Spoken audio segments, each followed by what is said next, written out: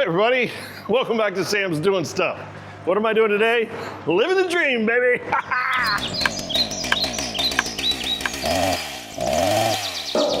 Yeah, it's another production day here at Easton Firewood, and Scott is over making my last 3 baskets. He's cutting out the fronts of my last 3 totes. Yeah, I've got some things in the works.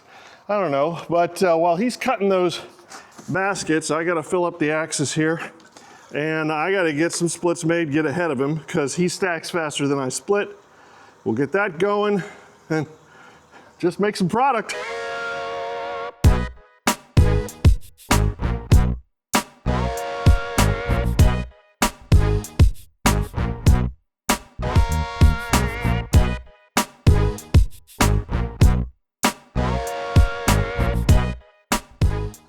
Well, that didn't work as planned.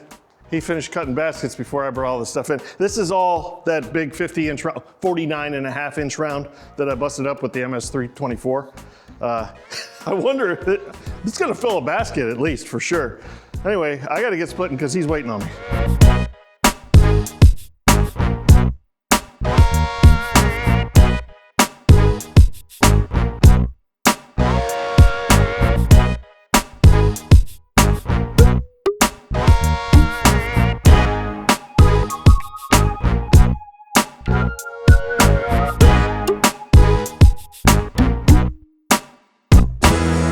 Well, I haven't looked at the slow-mo time-lapse. I haven't looked at the time-lapse footage yet, but you're probably gonna see Scott sitting around waiting for me a lot, because that big round, that big 49-inch round, was just crap.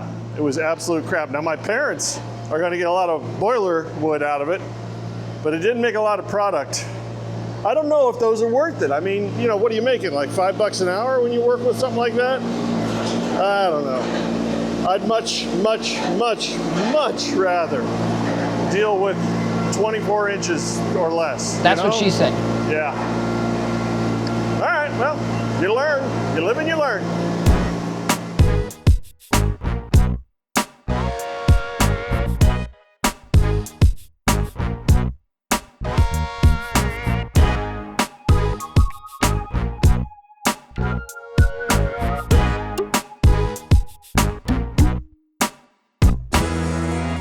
Yeah, today was more ugly than it was pretty. Let me tell you something. A bad day of firewood production sure as hell beats a good day at the office, if you know what I mean. All right.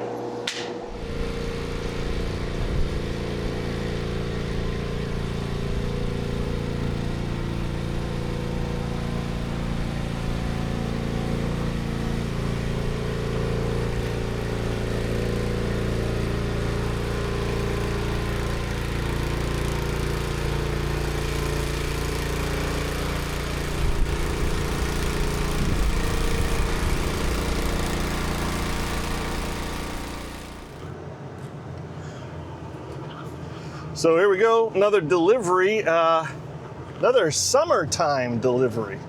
So I'm used to the firewood season, the fall. Everything goes in the fall, just disappears. But this is, what, second or third summertime delivery? Cooking wood, you know. I suppose people will want it for cooking and for bonfires and, you know, that type of stuff. But it's nice to see that trend, the summertime trend, picking up a little bit for me. So I don't know, I don't even have an ad up. Everything is word of mouth. It's all good. You know what? This is all hard work. It's all hard work, but sometimes it's like the bad parts of the hard work. It's the least favorite parts. Busting up these big rounds and through a chain, that sucked. So went back, got the chain back on. Forecasters don't know what they're saying. Is it gonna rain? Well, I guess it's gonna rain when it starts raining. That's when you know 100% chance of rain because the rain is falling. So touched up the chain. Seems like the rain stopped. I just wanna knock these things down. The amount of work that goes into these big, you're like making $5 an hour, really. But they're here, let's do it. Still beats sitting in an office.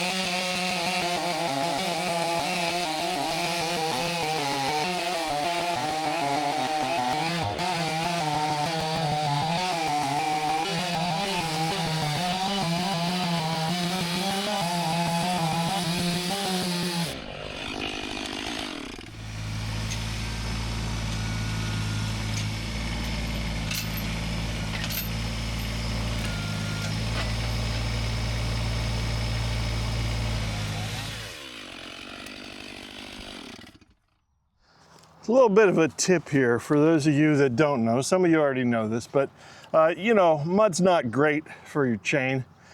But if you pull through to the side that the mud's sitting on, so if your chain's coming through here and you got mud over here and it's pulling it through this way, it's a whole lot better on your chain. It usually doesn't do much bad to it anyway, to pull it out this way and it just kind of flicks it out with the sawdust, then to pull it in. If I'm cutting from the other side and I'm pulling the mud in through the cut, like I say, most of you probably already know this, but for those of you that don't, just a little tip. Also, I keep this in my little bag of tricks. It's just an old handheld pickaxe that I found, and you can scrape the dirt and stuff off with it, you know, wherever you're gonna cut. That helps too. So anyway, just thought I'd share.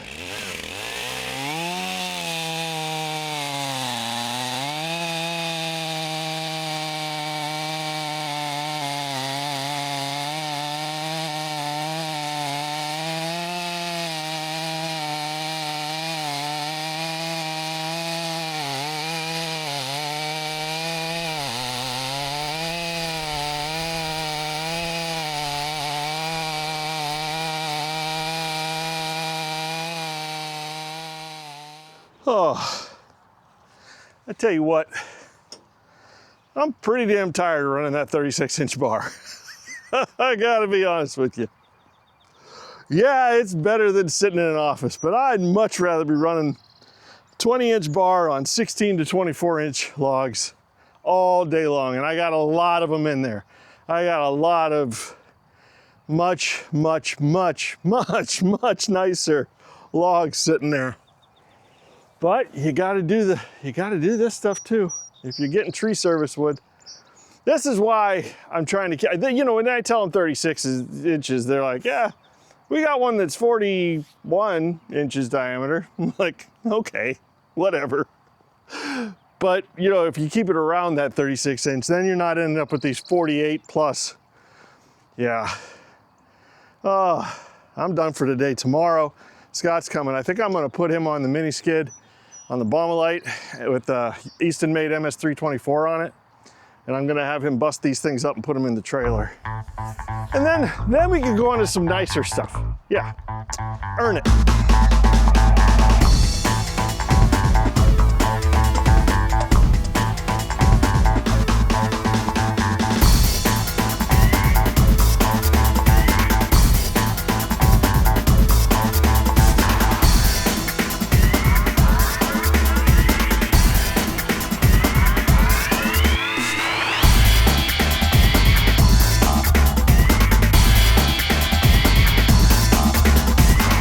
So this is great.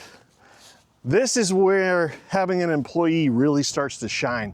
When you can tell him, do this, I've got something else I need to do. I had a meeting with my daughter's therapist and I had to go do that. I just told him I want these broken up and put in the trailer, and he freaking did it. That's fantastic. He's in the barn right now getting ready. We're gonna make some product, but go Scott.